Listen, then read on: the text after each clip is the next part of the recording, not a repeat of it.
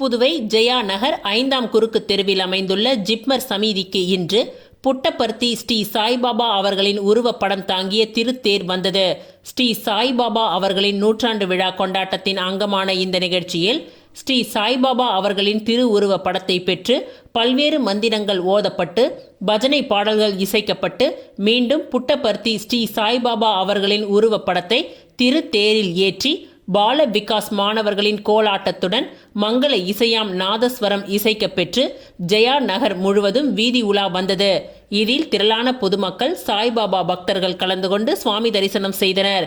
இந்த நிகழ்ச்சியை புதுவையின் ஜிப்மர் சமிதியை சேர்ந்த டாக்டர் சிவதாசன், சீதாராமன், ஸ்ரீ சீனிவாசமூர்த்தி, சிவகாமி, லீலா மற்றும் சமிதியின் நிர்வாக உறுப்பினர்கள் அனைவரும் ஏற்பாடுகளை செய்திருந்தனர்.